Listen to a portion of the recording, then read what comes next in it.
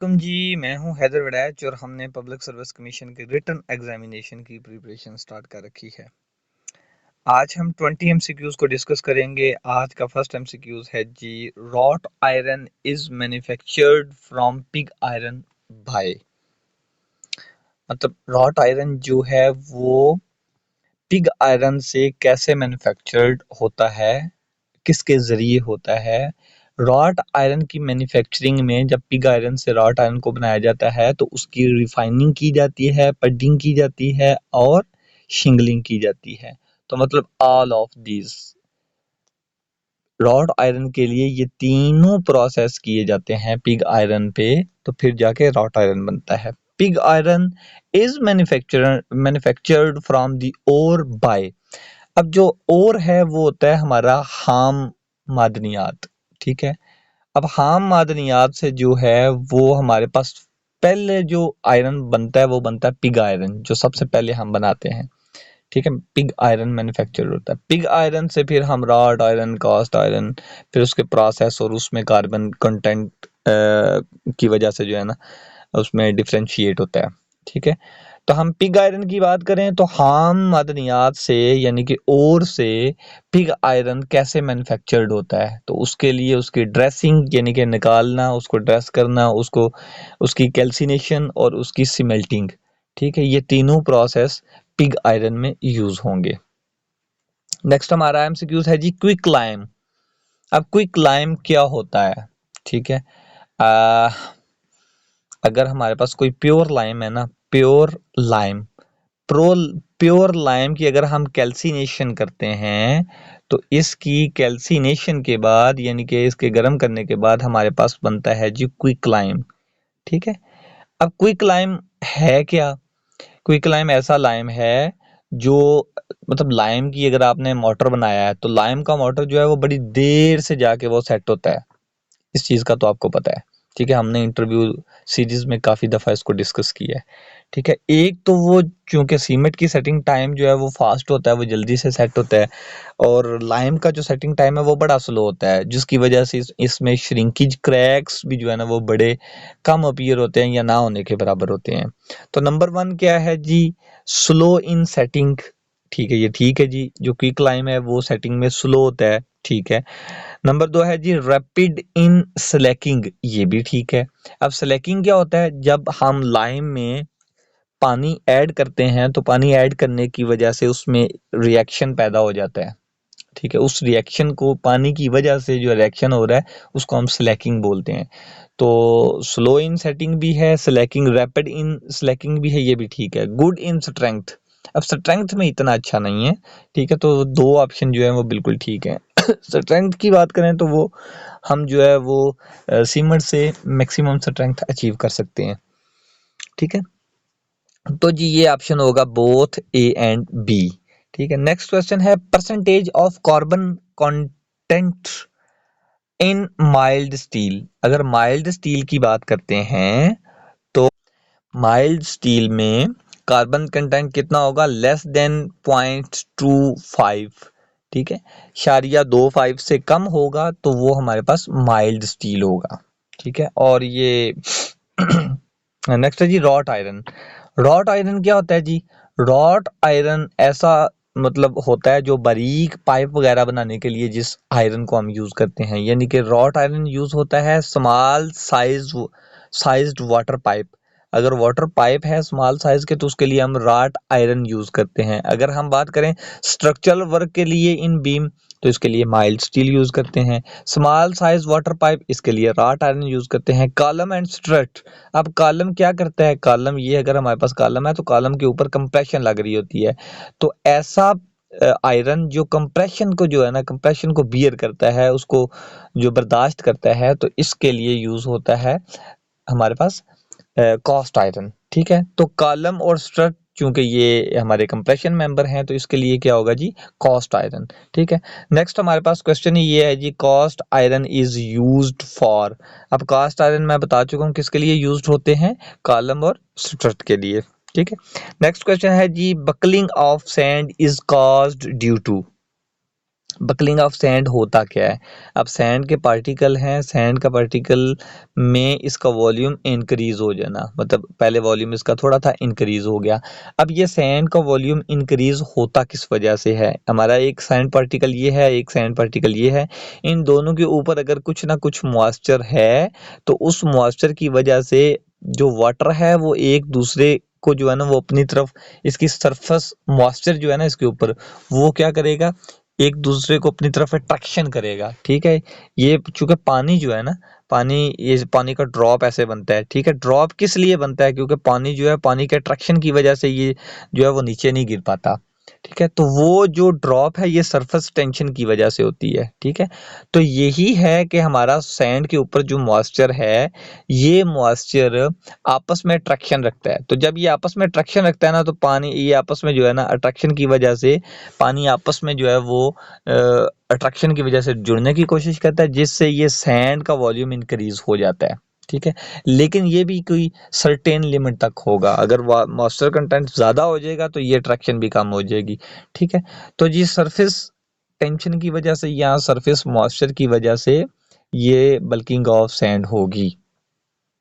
Next है जी initial setting of cement. जो सीमेंट की इनिशियल सेटिंग है वो किसकी वजह से होती है? Caused due to.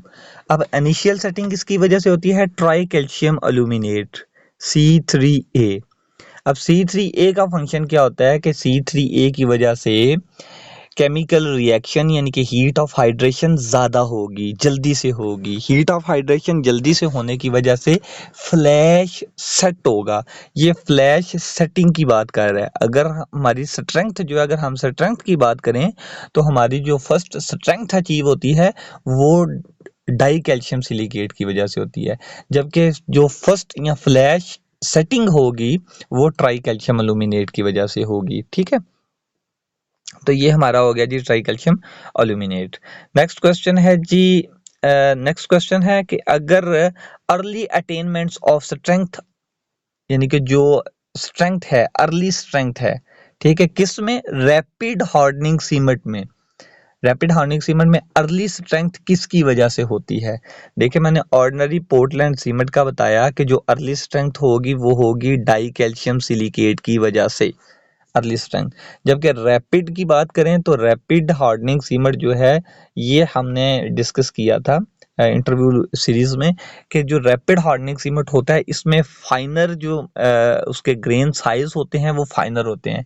तो फाइनर होने की वजह से, ज़्यादा फाइनर ग्रेन साइज होने की वजह से हीट ऑफ हाइड्रेशन ज़्यादा हो जाता है और उसके लिए उसको मॉइस्चर भी ज़्यादा चाहिए होता है। अब हीट ऑफ हाइड्रेशन ज़्यादा होने की वजह से, ज़्यादा जल्दी होने की वजह से जो सीमेंट है वो जल्दी सेट हो जाता है। तो ये रैपिड हार्डनिंग सीमेंट किस वजह से जल्दी सेट हुआ और उसकी स्ट्रेंथ अचीव की उसने? किस वजह से? फाइनर ग्रेन्स की वजह से, फाइनर पार्टिकल्स की वजह से। ठीक है, तो जी इसका आंसर क्या होगा जी? इसका आंसर है जी फाइनर ग्राइंडिंग, के मतलब उसको इतना ग्राइंड किया, फाइनल ग्राइंड करने की वजह से वो जल्दी से सेट होगा, जल्दी से अपनी स्ट्रेंथ को अचीव करेगा। ये किस में होगा जी? रैपिड हार्डनिंग सीमेंट में। नेक्स्ट है जी Guinness is obtained from. Guinness क्या है? ये एक स्टोन है, पत्थर है, जैसे हम सैंडस्टोन, लाइमस्टोन, क्वार्ट्जाइट हम जिक्र कर रहे हैं ना, तो गनीज भी जो है वो ये एक स्टोन है। ये है मेटामॉर्फिक, ये जो है ना सेडिमेंट्री मेटामॉर्फिक रॉक, मैं इससे इत्तेफाक नहीं करूंगा, ये मेटामॉर्फिक रॉक है। ठीक है, गनीज कौन सा जी? Metamorphic rock. और मैंने आपको बताया था लास्ट लेक्चर में कि मेटामॉर्फिक रॉक जो है वो किसी रॉक से बनता है, चाहे वो सेडिमेंट्री रॉक है, चाहे वो इग्नियस रॉक है। तो जी अगर हमारे पास सेडिमेंट्री रॉक है ये, और ये हमारे पास मेटामॉर्फिक रॉक है, तो अगर हमारा सैंडस्टोन है तो ये बन के क्या बनता है? क्वार्ट्जाइट। अगर हमारे पास लाइमस्टोन है तो लाइमस्टोन क्या बनता है जी? मार्बल। इसी तरह इग्नियस रॉक में अगर हमारे पास ग्रेनाइट है तो ग्रेनाइट बनता है ग्नीज। ठीक है, तो सिंपल पूछा गया, ये ग्नीज जो है ये कौन सा स्टोन है? ये मेटामॉर्फिक स्टोन है। नेक्स्ट हमारे पास क्वेश्चन है जी asphalt is obtained from. Asphalt जो है ये किस से बनती है? जब पेट्रोल की डिस्टिलेशन हम करते हैं तो उसके बाद हमें एसफॉल्ट मिलता है, यानी कि पेट्रोलियम से मिलता है। ठीक है, तो ये पेट्रोलियम डिस्टिलेशन होगा। नेक्स्ट है जी normal curing period of the mortar. अब लाइम वाटर की हम क्यूरिंग कितने दिन करेंगे? ठीक है, तो नॉर्मली लाइम वाटर की क्यूरिंग जो है वो 7 डेज की जाती है। अगर हम ब्रिक वर्क की बात करते हैं सिंपल सीमेंट में, तो ब्रिक वर्क के लिए 7 से 8 दिन इसकी क्यूरिंग करना ज़रूरी है। अगर हम प्लस्तर की बात करते हैं तो उसके लिए नॉर्मली 10 डेज क्यूरिंग करना ज़रूरी है। अगर हम कंक्रीट की बात करते हैं तो कंक्रीट में कम से कम 14 दिन क्यूरिंग करना ज़रूरी है। लेकिन अगेन एक चीज़ मैं आपको बता दूं कि अगर आपको ये चीज़ें नहीं पता तो आपसे इंटरव्यू में क्वेश्चन पूछा जाता है, ये तो एमसीक्यूज के लिए तो आपको याद रखना पड़ेगा। इंटरव्यू में आपसे पूछा जाता है तो आप ये बता सकते हैं कि क्यूरिंग हम इतने दिन करेंगे जब तक वो जो है अपनी स्ट्रेंथ को अचीव ना कर ले। ठीक है, तो वो 10 दिन भी हो सकते हैं, 14 दिन भी हो सकते हैं, ये टेम्परेचर डिपेंड करेगा और ये सारी चीज़ें। ठीक है, नेक्स्ट क्वेश्चन है जी glazing is used to make earthenware. अब अर्दनवेयर की काफ़ी चीज़ें होती हैं। ठीक है, तो उसमें ग्लेजिंग की जाती है। अगर हमारे पास सैनिटरी फिटिंग है तो सैनिटरी फिटिंग सारी के ऊपर ग्लेजिंग की जाती है। अब ग्लेजिंग में डिफरेंट आगे टाइप्स हैं, लेड ग्लेजिंग है, फिर सॉल्ट ग्लेजिंग है। तो साल्ट की ग्लेजिंग हो या लेड ग्लेजिंग हो, इसका पर्पस ये होता है कि किसी भी चीज़ के ऊपर इम्परवियस लेयर को जो है ना वो प्रोवाइड कर देना या इंस्टॉल कर देना, या इसके ऊपर जो है ना लेयर को ऐसे लगा देना। और वो लगती कैसे है? लेड से। एक लेड ग्लेजिंग प्रोसेस है, एक सॉल्ट ग्लेजिंग प्रोसेस है। ठीक है, तो जी ये क्यों लगाते हैं? ये इम्परवियस करने के लिए, जो भी मटेरियल है उसको इम्परवियस करने के लिए। नेक्स्ट है जी pug mill is used for. Pug mill जो है ये एक ऐसी मिल है या एक ऐसा मोल्ड है या एक ऐसा स्ट्रक्चर है या इंस्ट्रूमेंट है जो अगर हमने ईंटें बनानी है, ब्रिक बनानी है, तो ब्रिक की तैयारी के लिए उनके तमाम मटेरियल्स को जो है वो मिलाने के लिए, उसके लिए क्ले जो हमने बनानी है उसको तैयार करने के लिए, उसको गूंदने के लिए। ठीक है, मतलब उसमें हम क्ले यूज़ करेंगे, सिलिका यूज़ करेंगे, एलुमिना यूज़ करेंगे। ठीक है, जो भी चीज़ें यूज़ करेंगे वो हमने मिला के उसको गूंदना है या उसको मिक्स करना है। तो जी pug mill is used for preparation of clay. Pug mill is used for tempering brick earth. मतलब क्ले को तैयार करने के लिए या टेम्परिंग यानी कि उसी अर्थ को या उसी मिट्टी को गूंदने के लिए। ठीक है, नेक्स्ट क्वेश्चन है जी the normal size of modular brick. अब जो मॉड्यूलर ब्रिक का साइज कौन सा होगा? ठीक है, अब अगर स्टैंडर्ड साइज की बात करते हैं तो स्टैंडर्ड साइज में ये होगा 190। ठीक है, ये गलत है जी, ये नहीं होगा 190, इधर होना था 90 और ये भी 90। तो ये हमारा साइज था अगर स्टैंडर्ड साइज पूछा जाता तो। अभी है जी मॉड्यूलर ब्रिक। तो मॉड्यूलर साइज क्या होता है? विद मोटर हमारे पास होगा 200 multiply by 100 multiply by 100। Next question है जी clay and silt content in a good brick earth must be at least. ठीक है, क्ले और सिल्ट दोनों जो है ये कम से कम एटलीस्ट यानी कि कम से कम 50% परसेंटेज में होना चाहिए अर्थ की प्रिपरेशन जब हम ब्रिक बना रहे हो। ठीक है, तो नेक्स्ट क्वेश्चन है जी initial setting time of ordinary Portland cement. अगर ऑर्डिनरी पोर्टलैंड सीमेंट है तो उसकी इनिशियल सेटिंग टाइम कितनी होगी जी? ये 30 मिनट होगी।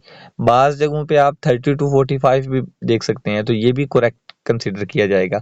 ठीक है, नेक्स्ट है जी according to IS specification the compressive strength of the ordinary Portland after 3 days. Portland cement की बात की जा रही है कि पोर्टलैंड सीमेंट जो है ये 3 दिन के बाद इसकी स्ट्रेंथ कितनी होती है। अब अगर हम ऑर्डिनरी पोर्टलैंड सीमेंट की बात करें तो इसके 3 ग्रेड हैं, एक 33 ग्रेड है, एक 43 ग्रेड है और एक 53 ग्रेड है। अगर हम सिर्फ 33 ग्रेड की बात करते हैं तो आई एम सॉरी 33 ग्रेड में हमें ये पता चला कि 33 ग्रेड तो हमने जो है ना ये तो एट द एंड हमने ये अचीव की ना। 33 ग्रेड का मतलब है कि 33 मेगा पास्कल। ठीक है, स्ट्रेंथ इसकी 33 मेगा पास्कल है। ठीक है। लेकिन अगर हम बात करते हैं 3 दिन, 7 दिन और 28 दिन में, तो हमें ये 33 मिल गई ना। अब 3 दिन में कितनी होगी, 3 डेज़ में हम अचीव करेंगे 16 मेगापास्कल, 7 डेज़ में अचीव करेंगे 22 मेगापास्कल और 28 दिन में अचीव करेंगे जी 33 मेगापास्कल। तो ये सिंपल 33 ग्रेड की अगर बात हो तो वो 16 मेगापास्कल आंसर होगा। मतलब जो सीमेंट जो है 3 दिन में जितनी स्ट्रेंथ को अचीव करेगा। ठीक है। तो क्वेश्चन ये था कि ऑर्डिनरी पोर्टलैंड सीमेंट स्ट्रेंथ कितनी होगी, compressive strength after 3 days should not be less than, 3 दिन में किससे कम नहीं होनी चाहिए, 16 मेगापास्कल से कम नहीं होनी चाहिए। अगर इसी तरह 43 मेंशन कर देता है तो उसके लिए ये क्राइटेरिया और होगा, 53 ग्रेड मेंशन कर देता है तो उसके लिए क्राइटेरिया और होगा। नेक्स्ट क्वेश्चन है जी, crushing strength of first class brick.